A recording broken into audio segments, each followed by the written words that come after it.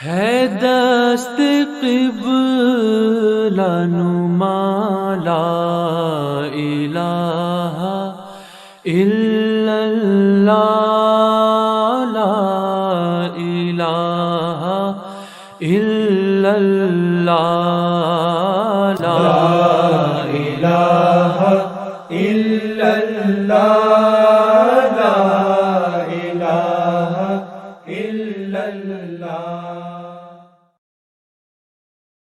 Masalah kedua, wahyu dan kenabian.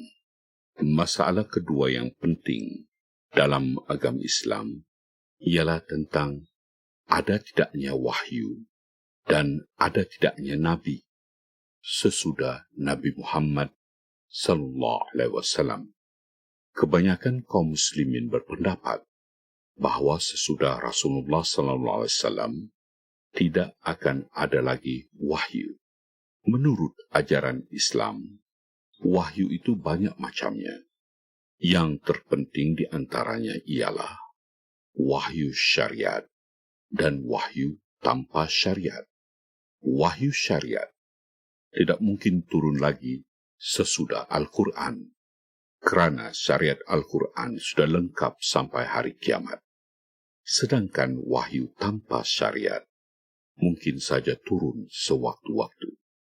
Orang-orang yang mendakwakan bahwa mereka banyak menerima wahyu berupa khabar-khabar gaib dan mendapat pengesahan dari Allah Ta'ala.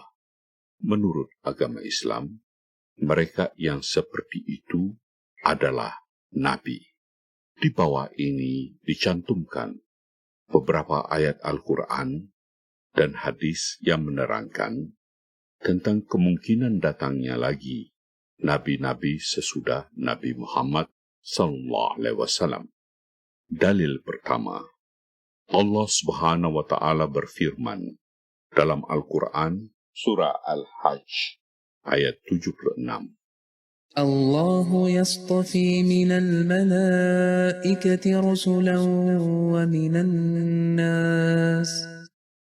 Artinya, Allah memilih utusan-utusan dari malaikat dan dari manusia. Perkataan yastafi dalam ayat ini artinya memilih. Menurut peraturan bahasa Arab, yastafi itu kata kerja dalam bentuk fi'il mudhari, yaitu kata kerja yang menunjukkan bahwa pekerjaan sedang atau akan dilakukan. Jadi ayat 76 surah Al-Hajj di atas dengan jelas menegaskan bahwa Allah Subhanahu wa taala sedang atau akan memilih rasul-rasulnya menurut keadaan zaman atau menurut keperluannya. Dalil kedua, Allah Subhanahu wa taala berfirman dalam Al-Quran surah Al-Imran ayat 180.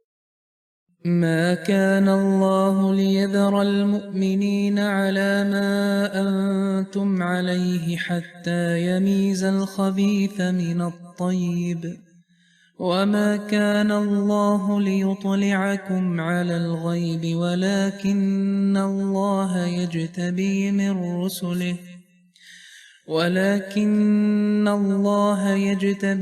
رسله من يشاء فآمنوا بالله ورسله. Artinya, Allah tidak akan membiarkan orang-orang mukmin di dalam keadaan yang kamu ada padanya, sebelum Dia pisahkan yang buruk daripada yang baik. Dan Allah tidak akan memberitahukan yang gaib kepadamu. Akan tetapi, Allah memilih di antara rasul-rasulnya siapa yang Dia kehendaki. Maka berimanlah kamu kepada Allah dan rasul-rasulnya.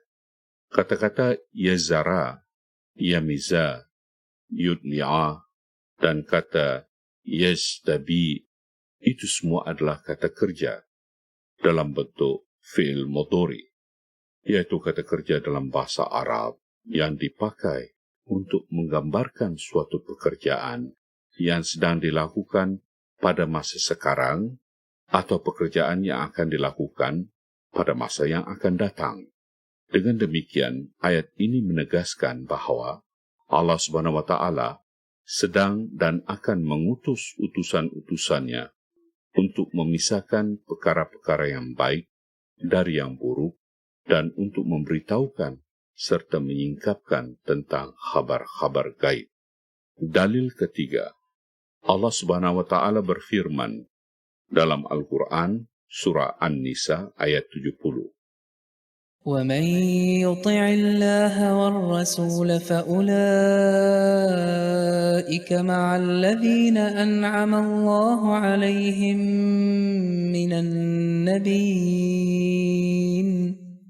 من النبيين والصديقين والشهداء والصالحين.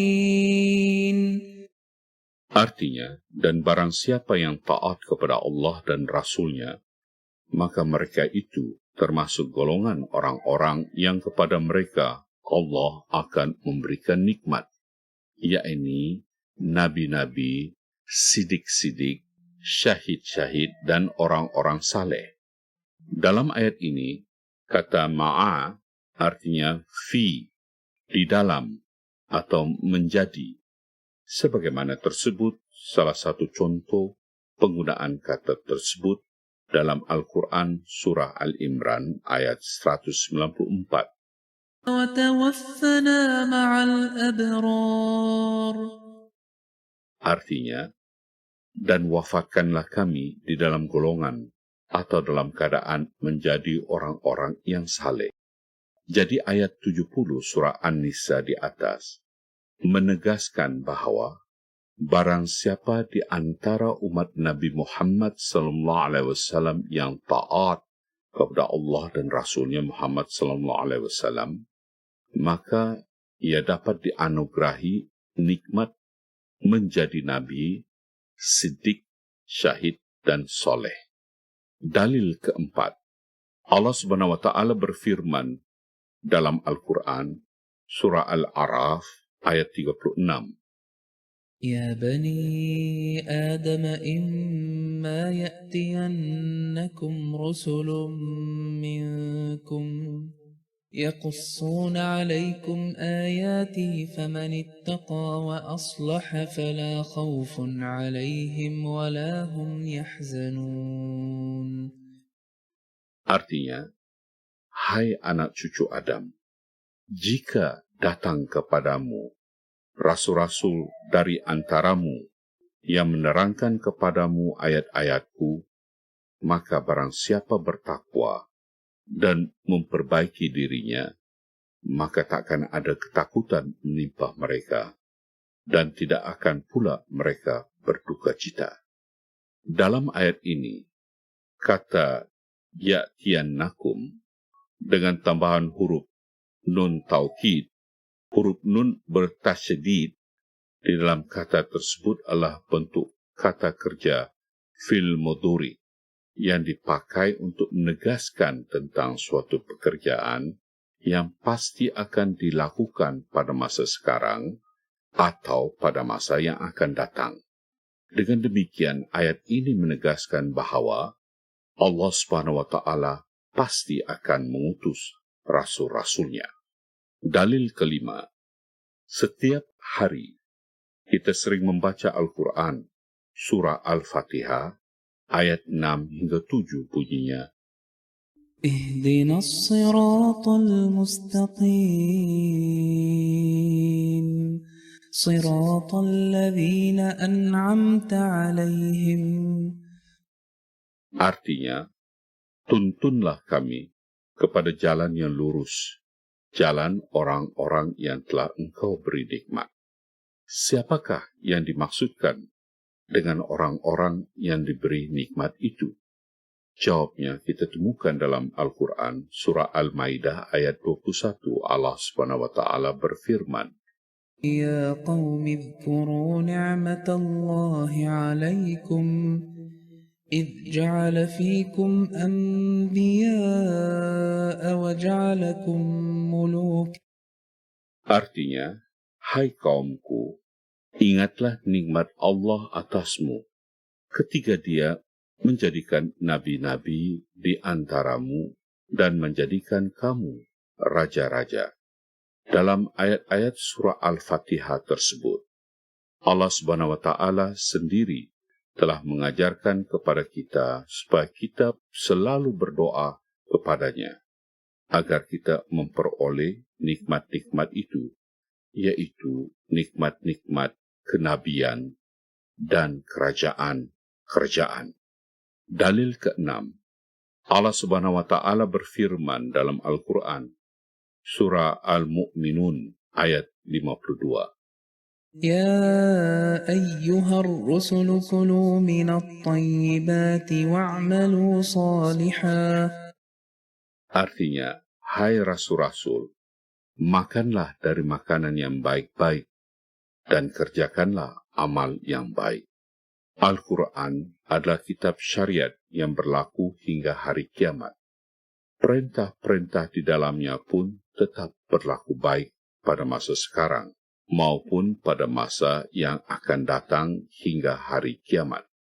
Di dalam ayat ini, perintah kulu, makanlah, dan wa'malu, dan beramallah, ditujukan kepada ar-rusul, rasul-rasul. Maka dengan demikian, ayat ini menyatakan, apabila sesudah Rasulullah SAW akan datang rasul-rasul lain yang diperintah untuk memakan makanan yang baik-baik dan diperintah untuk mengerjakan amal saleh. Dalil ke-7, Allah Subhanahu wa Ta'ala berfirman dalam Al-Quran, surah As-Safat, ayat 72-73.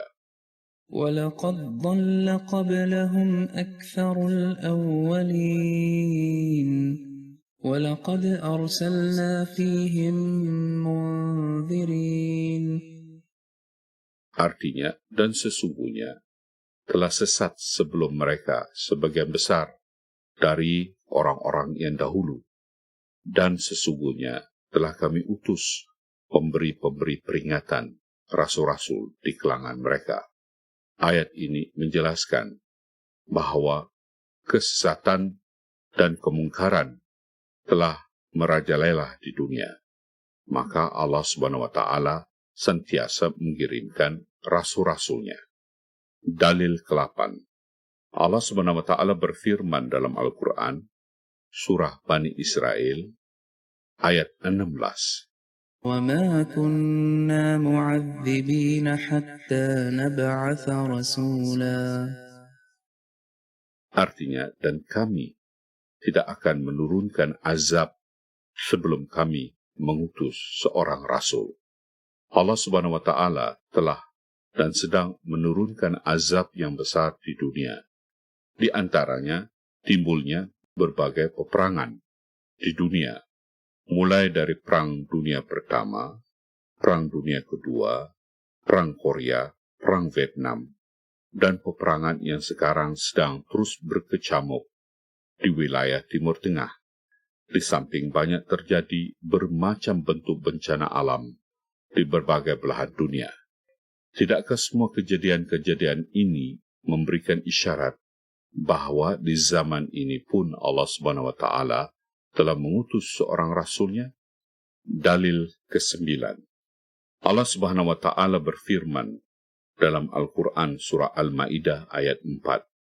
اليوم أكملت لكم دينكم وأتممت عليكم نعمتي ورضيت لكم الإسلام دينا. Artinya, pada hari ini telah kusempurnakan untuk kamu agamamu dan telah kucukupkan bagimu nikmatku dan telah kuridai Islam itu sebagai agama bagimu. Oleh kerana agama Islam itu agama yang paling lengkap dan sempurna, maka tentu pengikut-pengikutnya pun akan ada yang mendapatkan derajat kerohanian paling tinggi, yaitu nabi-nabi. Dalil ke-10, di dalam kitab hadis Ibnu Majah, jilid 1 Kitabul Zanais, halaman 231, kita baca, Lamma mata Ibrahimu nu Rasulillahi sallallahu alaihi wasallam, Salla Rasulullah sallallahu alaihi wasallam, wa qala inna lahu mudhi'an fil jannati walau asha lakana siddiqa nabiyan. Artinya, ketika Ibrahim ibnu Rasulullah sallallahu alaihi wasallam wafat, beliau sallallahu alaihi wasallam menyembayangkan jenazahnya. Kemudian beliau bersabda, sesungguhnya di surga ia ada yang menyusukannya. Seandainya saja usianya panjang, ia pasti akan menjadi nabi yang benar. Sunan Ibnu Majah. Wafatnya putra Rasulullah SAW itu pada tahun ke-9 Hijrah, sedangkan ayat khataman nabiyin sudah turun pada tahun ke-5 Hijrah. Kalau saja benar khataman nabiyin itu artinya Nabi Muhammad SAW adalah nabi penutup dan terakhir, yakni tidak boleh ada lagi nabi sesudah beliau SAW, maka sudah tentu beliau SAW tidak akan bersabda, jika saja Ibrahim panjang usianya, ia pasti akan menjadi seorang nabi yang benar. Melainkan beliau SAW tentu akan bersabda, sekalipun Ibrahim panjang usianya, ia tidak akan menjadi seorang nabi, karena saya khataman nabiyin, yaitu nabi penutup dan terakhir, dan tidak boleh ada lagi nabi sesudah saya. Dalil ke-11, di dalam kitab hadis Kunuzul Haqaiq fi Hadisi Khairil Khalaq, halaman 7, Rasulullah SAW bersabda, Abu Bakrin afdalu hadhil ummati ila an yakuna nabiyun. Artinya, Abu Bakar radhiyallahu ta'ala anhu adalah orang yang terbaik dari umat ini, kecuali kalau ada nabi. Dalil ke-12, di dalam kitab hadis Musnad Ahmad Baihaqi dan Miskat, halaman 461, Rasulullah sallallahu alaihi wasallam bersabda, takunut nubuwata fikum masya'allahu an takun, summa takunu khilafatan ala minhajid nubuwati masya'allahu an takun, summa takunu mulkan addan fatakuna masya'allahu an takun, summa takuna khilafatan ala minhajid nubuwati summa sakat. Artinya, akan berdiri silsilah nubuah di tengah-tengah kamu sampai waktu yang dikehendaki Allah Subhanahu wa Ta'ala. Kemudian akan berdiri khilafah menurut silsilah nubuat sampai waktu yang dikehendaki Allah Subhanahu wa Ta'ala. Kemudian akan berdiri kerajaan yang zalim sampai waktu yang dikehendaki Allah Subhanahu wa Ta'ala. Kemudian akan berdiri khilafah menurut silsilah nubuah. Kemudian beliau sallallahu alaihi wasallam diam. Hadis riwayat Abu Daud dan Baihaqi. Menurut hadis tersebut, akan terjadi beberapa zaman. Pertama, ialah zaman Rasulullah sallallahu alaihi wasallam. Kedua, zaman khalifah-khalifah beliau sallallahu alaihi wasallam. Ketiga, zaman raja-raja kerajaan dalam umat Islam. Keempat, zaman sekarang, yaitu zaman kenabian Hazrat Mirza Ghulam Ahmad alaihissalam dan para khalifah setelah beliau alaihissalam wafat. Orang-orang yang berkeyakinan bahwa tidak ada lagi nabi sesudah Rasulullah SAW, mereka mendasarkan keyakinannya itu kepada Al-Quran surah Al-Ahzab ayat 41 yang berbunyi, ما كان محمد أبا أحد من رجالكم ولكن رسول الله وخاتم النبيين. Artinya, Muhammad itu sekali-kali bukanlah bapa dari seorang laki-laki di antara kamu, tetapi dia adalah Rasulullah dan Khataman Nabiyyin. Perkataan Khataman Nabiyyin itu mengandung 3 artinya. 1. Jika kata khatam diidhofatkan, dirangkai dengan kata benda dalam bentuk jamak, maka khatam artinya yang afdal, paling sempurna, yang paling baik. Maka Khataman Nabiyyin artinya adalah Nabi yang paling afdal, paling sempurna dan paling baik dari sekalian Nabi. Kedua, artinya cincin. Sebagaimana cincin itu dipakai untuk perhiasan, begitu pula Nabi Muhammad SAW merupakan perhiasan bagi semua Nabi. Ketiga, artinya stempel atau cap. Kalimat ma yuhtamu bihi artinya yang distempelkan. Nabi Muhammad SAW adalah stempel mohor bagi semua Nabi. Dengan stempel pengesahan dari Nabi Muhammad SAW, maka kita mengetahui kebenaran semua Nabi. Tentang arti khatam ini, baiklah saya jelaskan lagi dengan mengutip beberapa hadis sebagai berikut. 1. Rasulullah SAW bersabda dalam kitab hadis Musnad Ahmad dan Kanzul Ummal, jilid 2, halaman 112. Ini maktubu indallahi khatamun nabiyyina wa inna adama lamunzadilum bainal ma'i wattin. Artinya, sesungguhnya aku sudah tertulis di sisi Allah SWT sebagai khataman nabiyyin sejak Adam masih berupa campuran antara air dan tanah. Musnad Ahmad bin Hanbal. 2.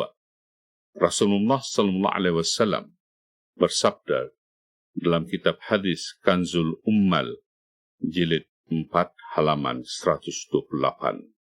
Itma'inna ya ammu fa innaka khatamal muhajirina fil hizrati kama ana khatamun nabiyyina fin nubuwah. Artinya, tentramlah engkau, wahai paman, kerana sesungguhnya engkau adalah khatamul muhajirin dalam hijrah, sebagaimana aku adalah khatamun nabiyyin dalam nubuwah. Kanzul Ummal Alauddin Al-Hindi. Rasulullah SAW bersabda dalam kitab Tafsir Safi, Ana khatamul anbiya'i wa anta ya aliyu khatamul awliya. Artinya, aku adalah khatamul anbiya dan engkau, wahai Ali, adalah khatamul awliya. Abu Bakar Al-Khatib Al-Baghdadi. Menurut ketiga hadis tersebut, jelas bahwa perkataan khatam tidak dapat diartikan penutup. Sebagai contoh, jika Hazrat Ali radhiyallahu ta'ala anhu dikatakan sebagai penutup para wali, maka tentu sesudah Hazrat Ali radhiyallahu ta'ala anhu tidak boleh ada lagi seorang pun wali. Padahal pada kenyataannya banyak lagi wali-wali yang datang sesudah beliau radhiyallahu ta'ala anhu. Banyak orang yang berkeyakinan bahwa tidak ada lagi Nabi sesudah Rasulullah SAW, kerana berpegang kepada hadis Bukhari yang berbunyi, La nabiyya ba'di, tidak ada Nabi sesudah aku. Sahih Al-Bukhari. Tentang perkataan hadis tersebut, Hazrat Mayuddin Ibnu Arabi dalam kitabnya Fatuhat Al-Makkiyah menjelaskan, Haza makna qawlihi sallallahu alaihi wasallam inna risalata wa nubuwata qadin qata'at fala rasula ba'di wala nabiyya ayyi la nabiyya yakunu ala syar'in yuhalifu syar'i. Artinya, inilah arti dan maksud dari sabda Rasulullah SAW tersebut, yakni sesungguhnya risalah dan nubuah sudah terputus, maka tidak ada rasul dan nabi yang datang sesudah aku, yakni tidak akan ada nabi sesudah aku yang bertentangan dengan syariatku. Apabila ia datang, ia akan ada di bawah syariatku. Muhyiddin Ibn Arabi. Hal ini persis senada dengan sabda Rasulullah SAW sebagai berikut. Iza halaka Kisra fala Kisra ba'dahu wa iza halaka Kaisaru fala Kaisara ba'dah. Artinya, apabila binasa Kisra, Raja Parsi, maka tidak akan ada lagi Kisra sesudahnya. Dan apabila binasa Kaisar, Raja Roma, maka tidak akan ada lagi Kaisar sesudahnya. Hadis riwayat Bukhari, Muslim, Ahmad, Muassas Satur Risalah Beirut, 1989, Jilid 11, halaman 368, hadis nomor 31755. Maksud hadis ini ialah, tidak akan ada lagi Kisra dan Kaisar yang seperti atau sesempurna Kisra dan Kaisar di zaman Rasulullah SAW. Seperti itu juga kita berkata, nabi-nabi akan datang lagi tetapi tidak seperti dan sesempurna Nabi Muhammad yang membawa agama syariat baru.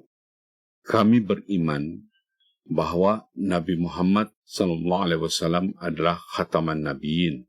Dalam arti beliau adalah Nabi yang paling mulia, afdal. Berhubungan dengan hal itu, Nabi Muhammad SAW dalam suatu riwayat bersabda, Aku adalah Nabi yang terakhir. Bersamaan dengan itu, beliau juga bersabda, Masjidku adalah masjid yang terakhir, yakni masjid beliau SAW adalah masjid yang paling mulia di antara masjid-masjid yang ada di muka bumi ini.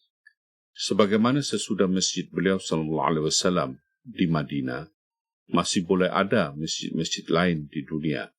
Maka seperti itu pula, sesudah kenabian beliau SAW pun, nabi lain masih boleh datang ke dunia, yang fungsinya hanya sebagai nabi pengikut dan pembaharu agama Islam, bukan nabi yang membawa syariat atau ajaran baru. Hadis tersebut lengkapnya adalah sebagai berikut.